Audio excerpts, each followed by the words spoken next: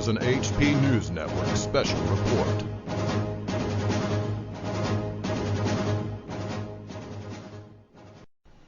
Okay, YouTubers, anti-nuke activists, and Plumegate investigators, this is another HP News Network special report, and this is your host, Patrick Penry. And this particular special report is dedicated to and prompted because of the fact now that my wife's father has now been diagnosed with a stage 3 lung cancer. He has a cancerous tumor. And my understanding is it's partially on the rib cage and then goes into the lung, and it's on the other side of the lung. They just got the report back yesterday. I don't know all the details, but I do know that surgery is not going to correct his problem. They're going to hit him with radiation and chemotherapy, and he's got about a week before he starts that, so he's out on the boat fishing. And this report is prompted by when I had to look into his eyes, okay, and when I saw him tear up and him tilt his head towards the ground, and he had to talk about how his life that day, they told him, just took a spiral down and crashed. Everything, his whole life has just crashed before him, okay? So this special report is dedicated to Papa Bradshaw. Okay, the first screen capture we're looking at is directly from Fukushima. This is Unit 3.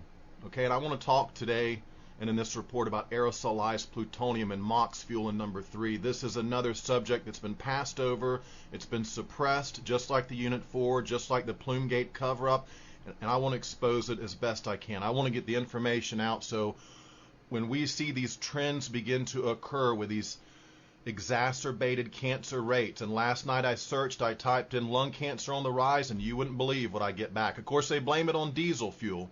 The World Health Organization has recently classified diesel fuel as a carcinogen, conveniently, and it's not like they haven't known it for 30 years, but they're very clever in their diversionary and their excuses and their other things they want to blame this on, right? Cigarettes, diesel fuel, that kind of stuff, which is ridiculous when you've got aerosolized plutonium being detected in Lithuania from the MOX fuel at Fukushima. Okay, now let's look into this, folks, because this is intolerable, and we are no longer going to tolerate this in this country. You guys need to understand this. This whole thing is about to change. This whole meme is about to change in this country when people begin to grow extremely ill from cancer in very large numbers. Okay, second screen cap. Some of you have seen this one before, but it's critical that I continue to hammer home on this fact that there was radioactive MOX sludge, quote, radioactive MOX sludge causing access problems, issues on the site. Now, where do you think that MOX sludge came from? Well, it came from Unit 3. We're going to learn more on Unit 3 in just a minute. But I just want to give you a background. The access problems were delayed due to MOX sludge. MOX has plutonium in it. Plutonium, the deadliest substance known to man. Okay, the next screen cap is from March 19th, and it's from the LIAO2 HAWK Committee. It's a group of people working together to another LIAO3 HAWK Committee. And I'll read the relevant section that is in regards to MOX fuel. The Canadians discussed a report email which listed the total number of rods in each unit's pools, the number of used, new, and irradiated fuel bundles. The Canadians discussed the last startup and shutdown dates. They're looking to see how hot the fuel is. Unit 1 startup, March 20, 2010. Unit 2 startup, April 20, 2010. Unit 3 startup, January 20, 2010. Unit 4 shutdown, November 30, 2010. Unit 5 shutdown, September 16, 2010. And Unit 6 shutdown, August 15, 2010. Okay, here's where it gets good.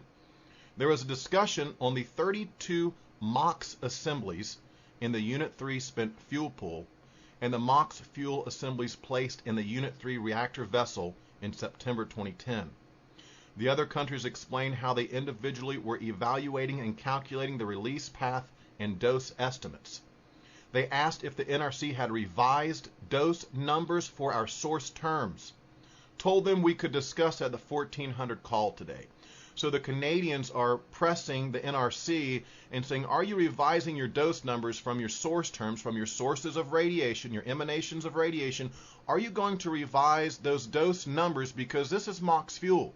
This is much more serious. You need to make a correction. Did they do it? I sincerely doubt it. Sincerely doubt it. Next screen cap. I'll read to you from the FOIA documents from a phone transcription. We don't get to know these people's name. Male participant, you just have to roll with this one. Male participant, just a question. Chuck said, and it's probably referring to Chuck Casto, Chuck said that they think that Unit 3 pool is dry. Do they still, redacted, do they still see a vapor plume coming off of Unit 3? Male participant, negative. Male participant, okay, so they think that all of the steam in the path was the evaporation of the Unit 3 pool, and that that's now completed? Male participant, yes. Okay, evidence that Unit 3 pool was also depleted of its water coolant inventory. Next screen cap, this is Chuck Casto speaking. Yes, Unit 2, they opened that hole. You've probably seen the picture. They opened the hole in the side of the reactor building and it's steaming. Well, although it appears that it's one level, at least one, Richard, what would you say? At least one level below where the spent fuel pool is, which tells us that the whole building is probably full of steam, and it's venting out through that hole. Unit 3, it looks like it's open to the atmosphere, and it's steaming in this photo heavily, which probably means it's by now likely dried out for Unit 3. Here's another small clip I found the other night with Jack Sco speaking. He says, okay, Unit number 3, spent fuel pool has a crack and possible loss of inventory. Bruce says, we believe that to be true still. Next screen cap from an email from April 20th from George Raplagal to Bernadette Baca. Subject, good site for high-resolution photos of Fukushima. Let me read what I have underlined. Actually, I'm reading the top one, the bottom one. The top one, if you guys notice where it says FOIA right there, this is constant throughout the documents. I'm glad I made this error. Let me mention that they are quite aware of the Freedom of Information Act and that later these documents will be poured through by researchers, just a handful, because it's wildly unpopular to talk about this cover-up amongst alternative and mainstream and media right now. Okay, but they know that somebody may come back later pouring through these documents and they're going to come across what I'm about to read you now. That's why this second email that comes a little bit later in the day, or actually a number of days later, says FOIA. I mean, keep in mind, we need to either redact this or you guys need to stop talking about giving this much information in these freedom. They know they're being recorded, right? That's all I can say on that. Quote, the damage is amazing. In my opinion, Mark's opinion means more. You three had to have had a SFP Zerk fire after the explosion. Had to have had a spent fuel pool Zerk fire after the explosion. Note the condition of the steel girders around the pool. They must have fallen to the top of the pool before the fire, then melted and twisted. Glad this did not happen near Decatur, Alabama. Well, right there, folks, it gives you basically a bit of detective work here, and you can figure out what happened. We know we had to also had a spent fuel pool Zerk fire number 3, and this guy's, here's the information. Note the condition of the steel girders around the pool. They must have fallen to the top of the pool before the fire, then melted and twisted. Okay, that makes a lot of sense. The earthquake brought it down, then when there's a fire, it melted those particular steel girders around the pool, and that's his evidence that there was a spent fuel pool fire in number 3, which means aerosolized emissions went directly into the atmosphere. We don't know how long. We know in spent fuel pool number 4, it went on for 9 hours and 10 minutes at least, that they admit. In spent fuel pool 3, we really don't know. But again, that's where the MOX is at. The most suppression on information will be on Unit 3 if this is in fact what happened. And I have every reason to believe both those two pools ran dry. You had a Zerk fire in each one, and you had an incredible amount of Curies released into the atmosphere in many forms, but among the forms, one of them would be aerosolized plutonium, ladies and gentlemen. This is very serious. We have got to shut down nuclear power as soon as possible. There is no such thing as national security in America. Pointing the finger at Iran, and let's worry about their nuclear program. Meanwhile, our nuclear programs are killing thousands. And let me tell you about Japan. Those are GE's reactors. GE is running the show. GE is behind it all. That's the corporation. That's the big one in the consortium. They call the shots. GE does. And right behind them, you got Areva. Okay, from a screen cap from the NRC FOIA documents. Mr. Casto speaking again. Chuck Casto. I don't know where they're venting from, but I think there's IR data, infrared data, and I asked the dose people to try to confirm refractory metals and iodine, whether there's a continuous vent out of 2 and 3. I think NR thinks there's a continuous vent. Well, I know NR thinks there's a continuous vent out of 2 and 3, whether it's from that broken line and suppression pool on Unit 2, and I think on Unit 3, our infrared data isn't refined enough to tell you where it's coming from, but it may be coming into the stack. But it appears to some people there's a continuous vent out of 2 and 3. Okay, and again, folks, when these Zerk fires happen, there's a massive amount of radiation released into the atmosphere. Models were done at least on 100% on Unit 4. And if they avoided Unit 3, folks, it's because of the seriousness of the MOX fuel, which contains a higher level of percentage than your normal uranium fuel rods do. Okay, next screen captures from March 27th. This is like a status update graph type thing. And if you read down the right-hand side, you get a time chronological order of events, countermeasures, and what they were able to do. And it's not much. It's just helicopter flights and splashing some water on it, which we know was largely ineffective. I read something today where John Moninger said that it was at least 6 days they went without any cooling to spent fuel pool number 4. And by my calculation, Shazam, it might be more like 9 or 10 days that they went without any sufficient kind of cooling. And in that period of time, whatever is going to happen has already happened, folks. And so you can see in this graphic right here, spent fuel cooling system. I mean, it's not a color picture here, but those X's would be in red when you find these in color in these documents. External power, none. So basically, as of March 27th, they're still in the same boat. No power, no sufficient cooling, nothing. This is to Unit 3 with the MOX fuel. By the way, Barbara Boxer was the only one in these documents I have found to ask pertinent questions in regards to the MOX fuel. And I'll read that email to you when I get a chance, if I can remember to throw it in one of these special reports. We will go over it. I've covered a Blumenauer letter and, Markey, and some of these guys ask good questions. Now, Blumenauer, Earl Blumenauer's from Oregon, if I remember right, and he's into the whole climate change thing, so he's tight and right on nuclear, but then on the other hand, he believes in the climate change. Does he talk about chemtrails and aerosol engineering and all? I don't know. Some of these guys give you a little good and then not so good at the same time. Thyroid cancer incidence. This is in Belarus, and I'm now pronouncing that particular city right, or county, or whatever it is, that place on the map, Belarus. And you can look at this graph, and we're looking at thyroid cancer incidence. What you want to note in this graph is the shape of the graph itself, those lines that are moving. And as you can see, they begin to rise after a number of years following the Chernobyl incident. 86, 87, 88, 89, 90, they're beginning to rise now. Okay, 92, 94, 96, we've got a major increase in thyroid cancer incidence, and it just goes on up to 2002. It's still going up. It's still going up. Now, the next screen cap is also taken, and this is from the Bobby 1 fatality index study, which links to another study in the back, and I'll give you the link to that too if you want to go in and read that as well. And I'll link to the Bobby 1 study because that's an excellent one you really got to sink your teeth into to get just a feeling for the casualties we're going to experience from Fukushima. Okay, thyroid cancer incidence, and this one on the left-hand section of the graph, it goes by 2, 4, 6, 8, 10.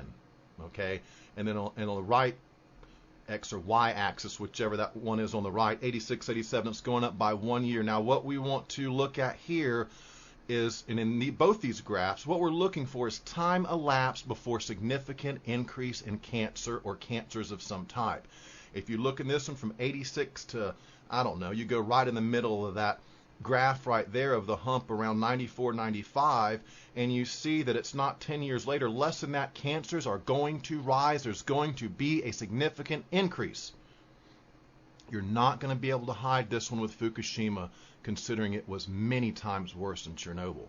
So out of those two graphs, what I want you to take from that is that in the future, if this rings true and is correct, we are expecting a significant rise in cancers. Now, when you look at the World Health Organization, which they have nothing to do with health at all, they protect corporations and they punish us and make us sick is what they do by not protecting the little guy. The WHO went in recently and said that diesel fuel is carcinogenic, and they want to blame it to that. When I was searching last night under rise in lung cancers, I found that every article I read blamed it on cigarettes. Every single one, and asked you to stop smoking cigarettes and would not mention nuclear fallout whatsoever. I mean, I left a comment on the one that said, hey, Google Plumegate, because we got aerosolized plutonium detected in Lithuania. So I noticed this obvious pattern of that they avoid the nuclear factor, and they concentrate on something else, anything else, diesel fuel, cigarettes, your lifestyle. Very clever, very clever. Right after the Fukushima catastrophe, had you Googled plutonium Tokyo or radiation Tokyo, okay, what it came back to and what came up on your search was an article about some guy that owned a photography shop and had like radioactive cadmium stored, in a bad way down in his basement. And so had you searched for that, that's what you would have found. They're very careful at diverting, distracting, and hiding this information from you. But Patrick Penry's here now, folks. Now check this out. Radionuclides from the Fukushima accident in the air over Lithuania, measurement and modeling approaches. Now this is from late March, early April of 2011. I'm going to skip right to the bottom of this abstract, and let's talk about what we see here. High split backward trajectories and meteorological data were applied for interpretation of activity variations of measured radionuclides observed at the site of investigation. This would be in Vilnius, Lithuania. BE and 212 activity concentrations and their ratios were used as tracers of vertical transport of air masses. Fukushima data were compared with the data obtained during the Chernobyl accident and the post-Chernobyl period. The activity concentrations of I-131 and cesium-137 were found to be by 4 orders of magnitude lower as compared to the Chernobyl accident. The activity ratio of cesium-134, cesium-137 was around 1 with small variations only. The activity ratio of 238 plutonium, 239 and 240 plutonium in the aerosol sample was 1.2, indicating a presence of the spent fuel of different origin than that of the Chernobyl accident. Okay, and don't get too hung up on the fact they're saying they tested 4 times lower magnitude of the iodine-131 and cesium. Again, were they in the jet stream? How does this all play out? What we want to concentrate on here is the fact they did detect aerosolized plutonium. And if they detected it in Lithuania, I wonder if that Pacific jet stream carried it all across North America first. And I wonder if they knew all about this and they covered it up in a massive multi-agency cover-up, the largest the world has ever known. No wonder everybody's avoiding talking about it. I mean, my information's for free, remixable, everything. But no one wants to jump on the back of this beast and tackle it. And that's what we're going to do, folks, because unless we shut down every nuclear plant around this globe, expect more of the same. And might I add right now, I've got a special report coming up that's going to absolutely just shock you. It is going to shock you, folks. What's in this report? Well, I'll put it this way. I have some evidence that is actually probably the most significant evidence we have to date that Fukushima might have not been an accident. Okay, and if you look for this special report coming up, it'll be worded such that you'll know it when you see it, and just let me put my evidence forward, please. Okay, next screen capture. This is a simulation by datapoke.org for TEPCO, and you can look in here, and this was plutonium-239 over North America from 322 is when this simulation began. Okay, just have a look at Florida right there where my father-in-law lives, and he's an outdoorsman, he's a fisher, he's always out on the boat, and now he has stage 3 lung cancer tumor, and he cannot cut it out. Just look at that, folks. This is what our government is, the most criminal government in cahoots with industry we have ever seen. This is a crime of such magnitude and injustice that is incalculable that I cannot express how many will die, and they're getting away with it because they control all the media. They control all these guys on YouTube and Facebook and E&E News and RT and Alex Jones and all these guys that won't go into the level of detail. Guys, I wrote 2 books virtually. Unit 4, Fear and Loathing, is virtually a book, okay? And Something Wicked This Way Comes is 180 pages, going to be about 250 soon enough when I go back in and add my second collection of evidence just to bolster my case and make it even more concrete in their own words. In their own words. You should be angry, folks. You should be angry with our modern media of all sectors across the board. Well, other than Miss Milgie the Clown and Kevin Blanch and a handful of others. That's it. You know, plenty of folks have to talk about Fukushima. If they don't, they're going to look like total controlled opposition. So that's all they talk about is the radiation or the stuff we already know, the leaks going into the ocean. That we know that now. Hey, I broke that back in the day. I'm the one that broke the NRC FOIA documents that proved it. And then mainstream media comes out and says, yeah, it's leaking, okay? So they're avoiding that. They don't want to get into the cover-up. They want to talk about what we already know about Fukushima. what I do in these special reports is I'm giving you stuff most people have never seen and don't know anything about. It's not on mainstream. You're not going to Alex Jones, Russia Today ain't going to talk about it. It's not in the realm of information in social media or online. You cannot find this anywhere. There is suppression of such a magnitude, and that in and of itself is high treason of the highest degree. And I think you guys agree with me too. I really do. Okay, now I'm going to read to you from an article I wrote, oh gosh, I've been writing about this since February 2012. This has been March, April, something 2012, March, April 2012. And in particular, I want to read to you the quote I've got on MOX fuel. Let me just read a whole screen cap I have. Compounding the problem, the controversial plutonium-containing MOX fuel, that stands for mixed oxide, fuel was being used at Fukushima. And by the way, I got to throw it in there. Lindsey Graham, God, what a treasonous scumbag he is. He wants to bring all that to South Carolina, and it's in the works. It's in the works, my understanding. It's coming. MOX fuel. Get to know MOX fuel so you can communicate with that guy and let him know he's lost his mind and he's treasonous. How dangerous is MOX fuel? Consider this quote. Reactor 3 uses mixed uranium-plutonium oxide fuel in the core. According to Edwin Lyman of the Union of Concerned Scientists, quote, the use of MOX generally increases the consequences of severe accidents in which large amounts of radioactive gas and aerosol are released compared to the same accident in a reactor using non-MOX fuel. Because of this, the number of latent cancer fatalities resulting from an accident could increase by as much as a factor of 5 for a full core of MOX fuel compared to the same accident with no MOX. 5 times as dangerous. And folks, I've been clear, 170, they tested at 90 miles, the same level of radiation they tested at 170 miles.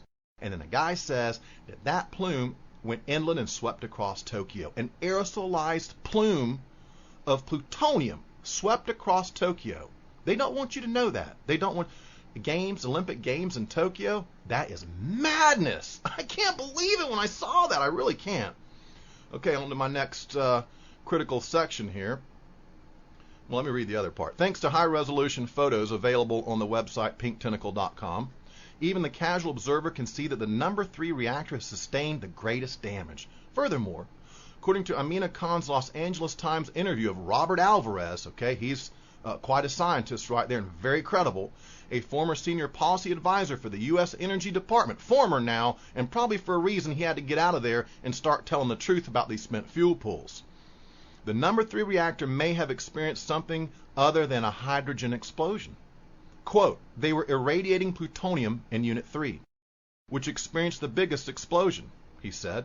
In fact, the explosion was so massive that investigators found fuel rod fragments a mile away, leading to speculation that a supercritical fission event may have also occurred, Alvarez said. And we know that in Unit 4 we had debris 13 miles, chunks of debris spread out many miles. Okay, continuing. All of this is bad news, but if the meltdowns had taken place at a nuclear plant in Australia, the effects of fallout on the U.S. would have been greatly reduced based simply on the actual physical distance between the 2 points and the location of the world's jet streams. That's very important, folks, because we're in the Pacific jet stream. In this special report, I'm going to show you a sneak preview of some of the rooftop grabs from our nuclear power plants proving that we were inundated with radiation from Fukushima. The unfortunate reality is that the United States is in direct line with a powerful jet stream that flows from Japan over Hawaii and to the west coast. The Northern Pacific jet stream is well known to commercial pilots who use the currents to save fuel like a kayaker saves energy paddling downstream. So we're in direct line of fire. The travesty, the criminality, ladies and gentlemen, occur when we are not given warnings to stay out of the rain and take countermeasures. Why? It would have reflected very poorly on the nuclear industry. We would have all been in the streets. Moms and housewives and people that watch The View and football would have put their beer down and gone out into the streets to end this madness. Okay? That's why they cannot, above all costs, let you know what really happened at Fukushima. And again, I'm telling you now, I've got evidence now, finally, that unless you're a coincidence theorist, you are going to actually begin to wonder if there is not some scheme on this planet to destroy the ecological systems. Remember, folks, in 1997, William S. Cohen, then Secretary of Defense, 5-star general, said that even now eco-terrorists are setting off earthquakes and volcanoes remotely through the use of electromagnetic waves. That's almost an exact quote. Okay, next screen cap, and here's the sneak preview of some of the rooftop grabs. I'm going to have a special report coming up on that. What you want to keep in mind with these numbers here on the rooftop grabs, it's not constantly drawing in air all day long and sampling it. My understanding is it will open up, it will take in a sample, and it will measure that. But it's not running continuously throughout the day. So the sample, the concentration, is going to be low compared to what you're going to be receiving as a human breathing constantly. Let's say you live in California and you're outside during the 18th to the 28th when the worst of the plume is sweeping through. You would have been breathing 24/7, hopefully, or you're dead. You've been breathing around the clock. These measuring devices only take in a certain amount of air to measure. Now, a great analogy, I guess, probably even better, would be to think about some of these air filter tests they did early on, where they said, send us your air filter, we're going to test it. That car is not running constant. Okay, so if you run the car for an hour and send them that air filter, they're going to detect a much lower level of radiation than if you ran that car for a day or 2 days and then sent them the air filter. So we look at these rooftop grabs, and what you need to get out of this is that this proves beyond any doubt. And this was suppressed information in a password protected database. Y'all tip your hat to Shazam for me having this before me right now. These works could not be done without his help. And so we look at this right now, and this is the proof, folks. We got slammed. If you look in the documents, they constantly test and measure and talk about anything and everything but plutonium. Usually it's iodine because that has a 8-day half-life, or cesium, it has a much shorter half-life. There is a huge vacuum in these documents or in the NRC or in anyone talking about nuclear power. They don't talk about plutonium. I try to stay as calm as I can, folks. I promise you, I'm doing the best I can, really. Trust me. People I know now are getting cancer and dying, so I'm just trying to maintain as best I can. Okay, this screen capture here, this is my test. I sampled the rainwater myself. I sent it in. It was for a chemtrail test, but it came back positive for strontium, 0.016 milligrams per liter. For strontium, 90. This was from 3/15/2012, almost exactly a year after the Fukushima catastrophe, and in Gainesville, Florida. I am detecting strontium in my rainwater, and I want to know why. Because do I not have a right to have clean water, rainwater? If I so decide to collect rainwater, that's my God-given right. It's like the chemtrail planes. They're denying me my God-given sunlight, and that's a fact. It's a blasphemous crime against all humanity. Well, I can't get clean drinking water out of the rain? Well, you'll have to get it from the city of Gainesville and get your fluoride, my friend. Really, seriously. Okay, and I'm going to end up back on a screen cap. There's Unit 3 again. I mean, just look at it. Look at it and keep this in mind. Aerosolized gases can be carried aloft to very high altitudes, very high elevations, and they're carried around the globe. I showed you where as far away as Lithuania detected aerosolized plutonium. We all breathed it in. We all breathed it in. Keep your eye out for an increase in severe cancers. As I was searching, I came across this breast cancer on the West Coast. They say it's a new aggressive form they have not seen before. It's very aggressive. It's in the bones. Well, check it out. My father-in-law also has stage 3, and as I understand, it's into the rib or on the rib where they cannot operate or having to take out that rib, and plus it's already spread to the other side. Stage 3. Stage 3. Okay, I'll just end on that. This is dedicated to Papa Bradshaw. I pray every night. Every night. That's all I can do. All right, this is Patrick Penry. This has been another special report, obviously dedicated to Papa Bradshaw. And I hope you guys got something out of this and spread this news around, because we are beginning to feel the real effects of the Fukushima fallout catastrophe. The greatest cover-up we've ever seen. The most horrific crime hiding this from people. Are they going to get away with it? Are we going to let them get away with it? Okay, Patrick Penry, thanks for joining me for this special episode. Over and out. This has been an HP News Network special report. We need to get subscribed and get this unity stronger and beat YouTube at their own game. Okay, that's what this is about. Like I say, go to the remix button, hit the remix button. That way you'll have this video and keep up with this. Otherwise, YouTube's just going to control us, guys, and it's really bad.